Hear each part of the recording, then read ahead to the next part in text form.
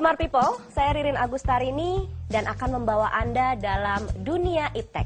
Dunia ilmu, pengetahuan, dan teknologi, Iptek Talk.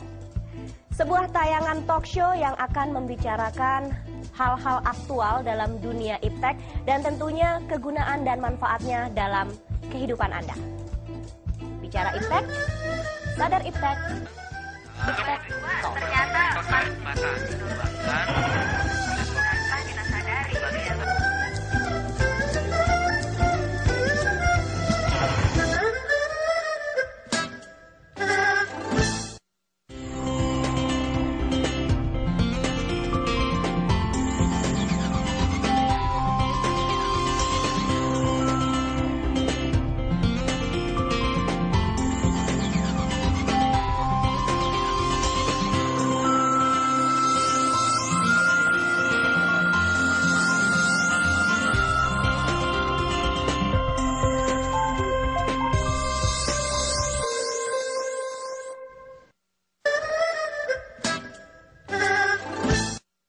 Smart People, kalau kita kembali beberapa waktu ke belakang, ada keputusan dari Mahkamah Konstitusi pada tanggal 30 Maret 2010 sudah memungkinkan penggunaan metode e-voting dalam pelaksanaan pemilu dan juga pemilu kada tentunya dengan syarat secara kumulatif.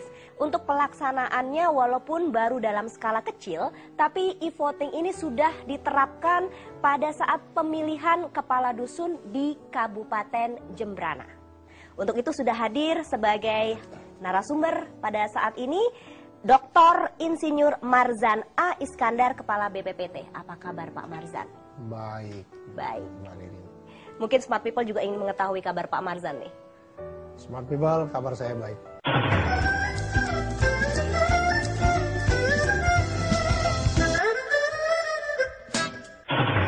Dan selamat datang serta juga terima kasih atas kesempatannya Profesor Dr. Gigi Igede Winase, Bupati Jembrana, Bali.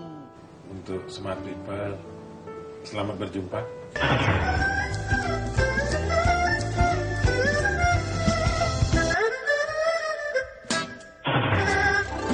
Pertama-tama saya ingin bertanya dulu kepada Pak Marzan. Apa sebetulnya yang melatar belakangi adanya sistem e-voting ini sekarang?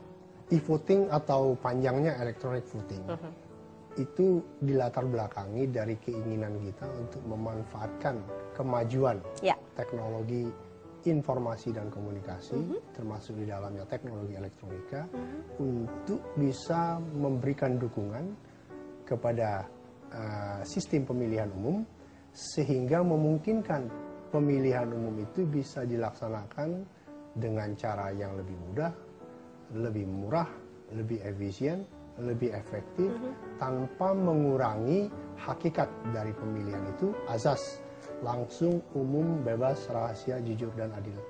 Jadi dengan demikian kita harapkan electronic voting atau e-voting ini menjadi solusi bagi permasalahan-permasalahan yang sudah terjadi di negara kita selama bertahun-tahun di dalam masalah waktu penyelenggaraan pemilihan umum, biaya penyelenggaraan pemilihan umum yang cukup besar dan bisa kita hemat kalau kita menyelenggarakannya dengan cara e-voting.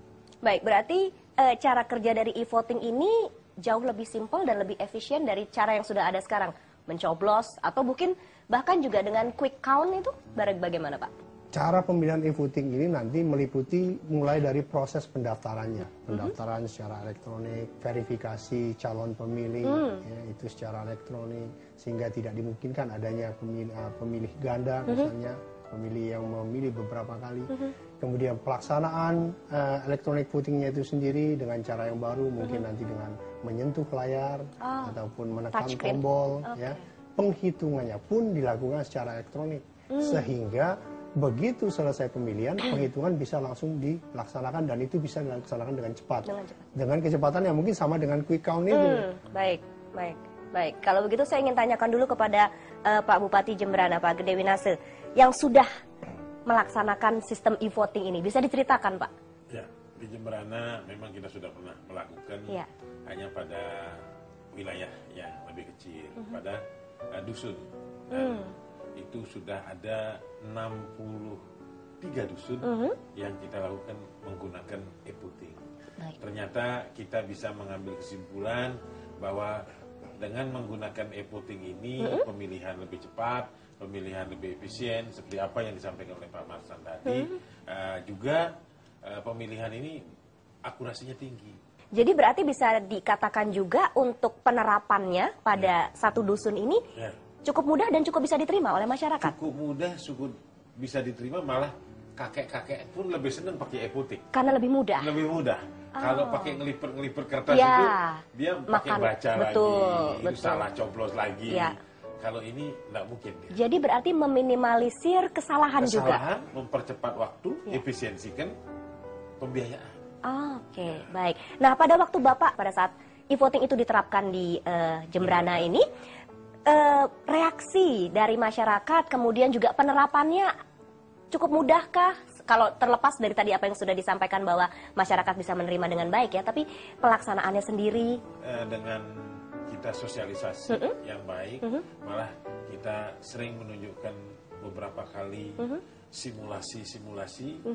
Akhirnya mereka paham. Baik. Dia berikan kesempatan dalam simulasi dengan uji coba 10 putar dulu kita coba. Sudah begitu hasilnya diingat sendiri berapa jumlahnya. Akhirnya dia bisa paham dan sekarang sudah menjadi hal yang biasa. Jadi tidak ada lagi istilah yang aneh untuk cerita e-voting. E-voting sudah di dusun itu masyarakatnya sangat tradisional. Tapi itu bisa.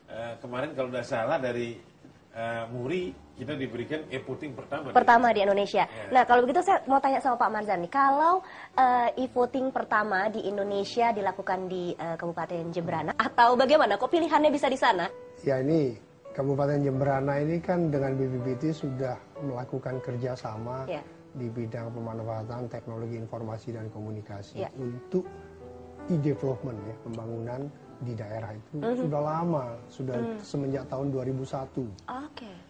2001 ya sudah datang ke BPPT dan bertemu dengan rekan-rekan di BPPT untuk mengimplementasikan teknologi informasi dan komunikasi dalam sistem pemerintahan di Kabupaten Jembrana.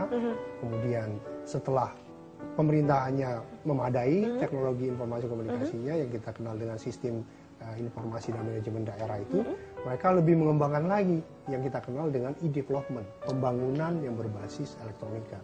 Nah, salah satu implikasi dari e-development ini adalah e-voting ini. Jadi beliau ini memang punya gagasan-gagasan. Kita ingin misalnya menggunakan touchscreen, kita ingin menggunakan sistem satu loket katanya untuk pelayanan pemerintah. Nah, beliau datang ke kita dan kita, bisa Pak, bikinnya sistemnya seperti ini. Nah, terakhir beliau datang ini dengan gagasan e-voting itu. Kita bilang bisa kita lakukan seperti itu. Baik. Ya, Smart People, kita akan jeda dulu sejenak dan kita akan lanjutkan lagi obrolan kita. Jadi tetap di Iptek Talk.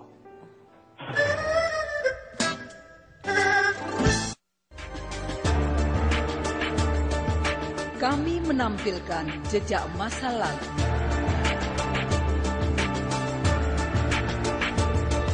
Keberagaman dalam persatuan dan inovasi.